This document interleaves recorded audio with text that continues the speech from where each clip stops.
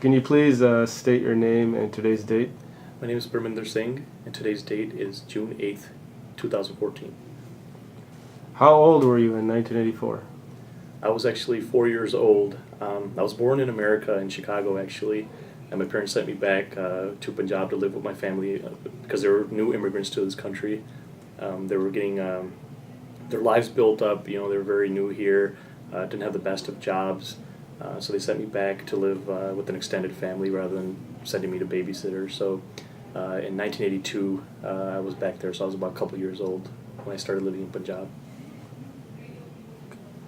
So, so basically, in June of 1984, you were in Punjab at that time. Right. So I was actually a really small kid. I was only 4 years old.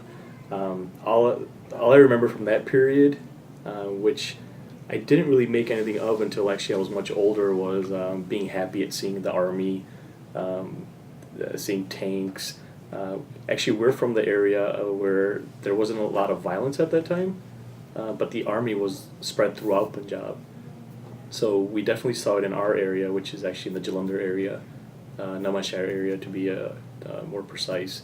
So I do remember seeing them and kind of being very happy, like, oh wow, you know, as a child you don't,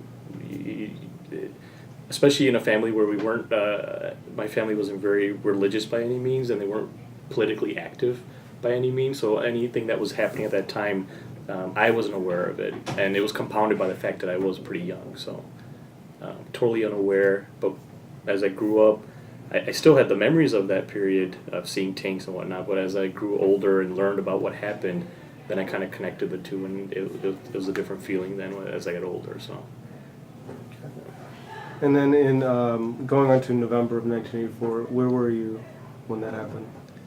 So November of 1984, because the events did take place in Delhi, and I actually lived in the Jalandhar area of Punjab, and being a small kid, a small child, I do not have any recollection of a specific of November 1984.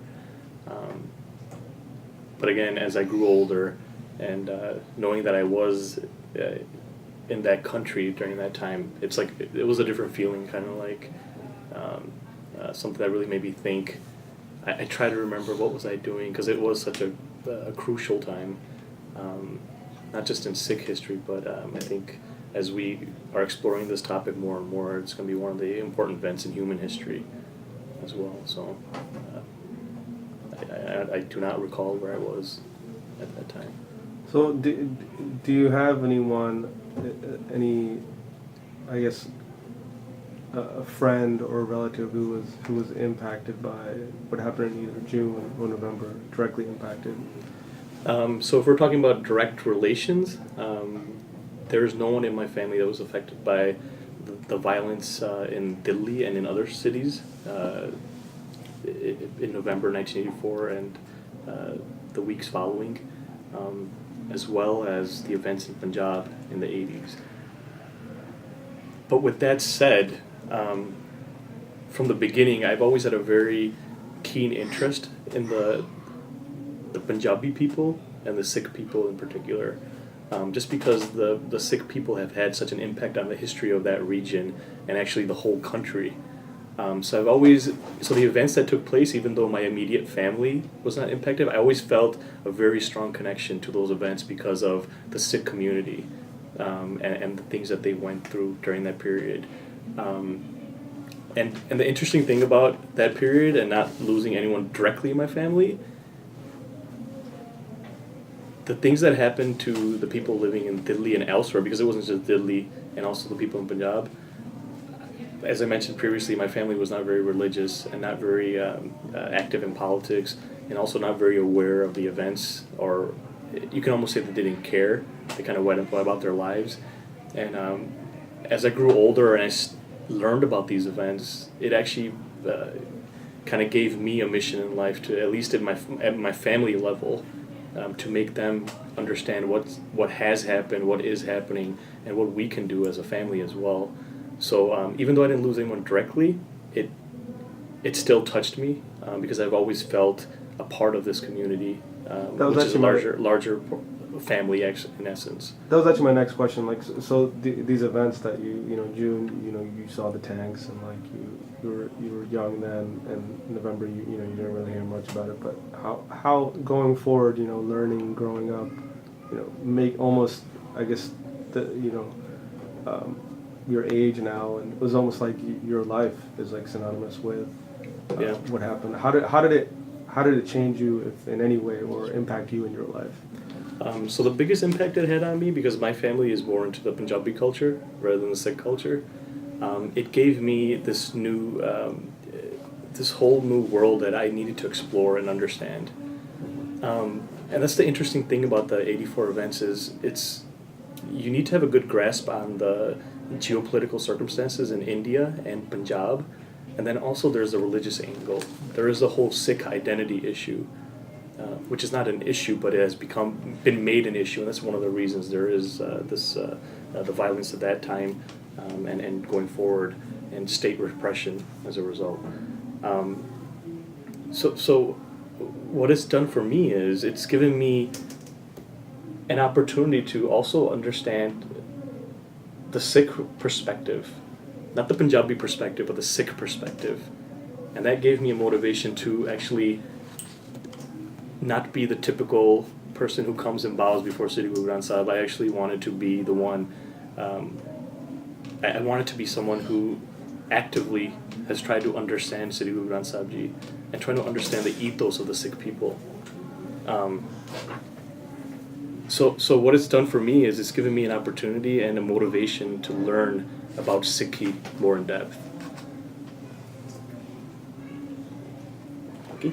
ਜੇ ਤੁਸੀਂ ਇੱਦਾਂ ਜਾਣਾ ਪੈਣਾ ਠੀਕ ਆ That'll be all edited, don't worry. Let me get these coughs out of the way. Alright, cool. Okay. And then, I guess in conclusion, is there anything else you would like to share with the community? Any sort of message, anything that you think needs to be told? Yeah, so I've been because my father has taught me how to read and write Punjabi from a very young age. So even though I was born here, I lived in Punjab for about 4 or 5 years. When I came back, I was like 7 years old. He taught me how to read and write Punjabi, and I was able to read many newspapers from that period. My dad used to get a weekly newspaper in Punjabi throughout the 80s and 90s, and I was able to get a different perspective. As I got older, when I was a teenager, there was a natural reaction of hatred towards a particular community, because I just was not mature enough to grasp, to connect that. I wasn't mature enough to put the events of that period from a Sikh perspective. I was purely looking at it through a black and white lens, which as I progressed, I learned was very wrong. Is not going to get me, nor I think the community or that region anywhere. They're not going to be able to move forward. So one thing I really would tell people who are interested in studying this topic, or even interested in trying to resolve the issues which have not been resolved. They're actually still there. It's just that many people have been killed. They've been silenced, but the issues are all still there. What I would tell people who are interested in this topic or studying this topic is it is very important to have a very in-depth knowledge of the Sikh ethos, about the Sikh identity, because we have to look at the Sikh community and what they went through during the Guru's period, the period of the Mughals. They were massacred in thousands, tens of thousands, by what we can say a particular community. But Sikhs didn't blame a particular community. They actually had people from those communities alongside them. So Guru Gobind Singh had many Muslims, many Hindus, people of various backgrounds who were with the Khalsa movement. And there was a reason for that. Because Sikhs in that period understood that they weren't being attacked by a particular community, they were attacked by a particular system. And that system was not only against Sikhs, it was against other Muslims as well, and other people as well. So even what has occurred in India and is occurring, that's another thing we have to understand is it's not over. There is this facade of peace, but it is just that, it's a facade. So I think for people to move forward, we need to understand what the root causes are. We have to understand it from a Sikh perspective, because it's all about resolution. I think many Sikhs, unfortunately, are in this to keep this issue going. They want to keep the issue. Some people are not actually trying to resolve it. They're trying to pick at the wound rather than letting it heal. And healing doesn't mean forgetting. I don't believe that either. There are a certain number of people who say just forget and you move on. That's actually incorrect. If you look at any community in the world, in the free world, remembering is very powerful, and you should remember. But there's also a way to move forward, and a way to move forward is not with hatred for a particular community or even for a particular country. Because what I've noticed is there's a lot of people who are very patriotic about India, and their feelings get hurt.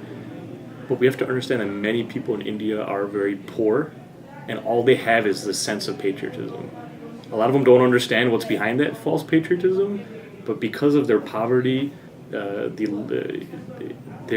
economic situations, that's all they have. And when they see a whole community which is against what they consider an idea of their nation, they're not standing with us. So we have to do a better job of explaining who we are, what we stand for.